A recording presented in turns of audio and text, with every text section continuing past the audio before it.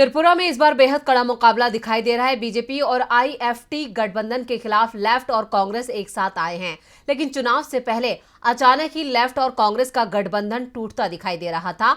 तो गठबंधन में कहां आई परेशानी और कैसे सुलझा विवाद, देखते हैं ये रिपोर्ट।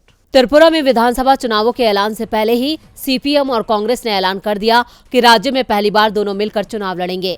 बीजेपी को सत्ता से बाहर करने के लिए लेफ्ट और कांग्रेस दोनों साथ आ गए, लेकिन चुनाव के ऐलान के साथ ही सीटों को लेकर पेच फंस गया। सीट बंटवारे में तय हुआ कि राज्य की 60 सीटों में से लेफ्ट 47 सीटों पर और कांग्रेस 13 सीटों पर चुनाव लड़ेगी।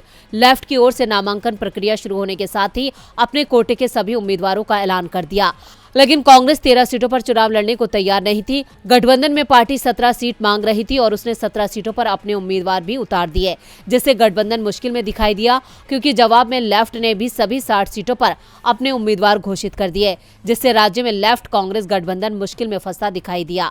जिसके बाद दोनों ही दलों के नेताओं की बैठक हुई। दरअसल पेच फंसा था पाबिया छेरा सीट को लेकर। कांग्रेस इस सीट पर दावा कर रही थी, जबकि सीपीएम ने यहां अपना उम्मीदवार घोषित कर दिया, जिससे गठबंधन मुश्किल में फंस गया। लेकिन अब सीपीएम की ओर से साफ कर दिया गया है कि उनके 13 उम्मीदवारों ने अपने नामांकन वापस ले लिए। जो सीटें गठबंधन में कांग्रेस को दी गई हैं, वहां से सीपीएम ने अपने उम्मीदवार हटा दिए हैं और कांग्रेस भी 4 सीटों से अपने उम्मीदवार हटाने को तैयार हो गई है। दूसरी ओर कांग्रेस प्रवक्ता प्रशांत भट्टाचार्य ने भी सोशल मीडिया पर पोस्ट करते हुए कहा कि पार्टी को 13 पर लड़ने में कोई परेशानी नहीं है। एक सीट को लेकर मामला फंसा हुआ था, उसे भी सुलझा लिया गया है। लेफ्ट और कांग्रेस की गांठ सुलझने के बाद अब दोनों दलों ने चुनाव प्रचार तेज कर दिया है, जिससे बीजेपी की मुश्किलें बढ़ती दिख रही हैं। डीबी लाइव की रिपोर्ट।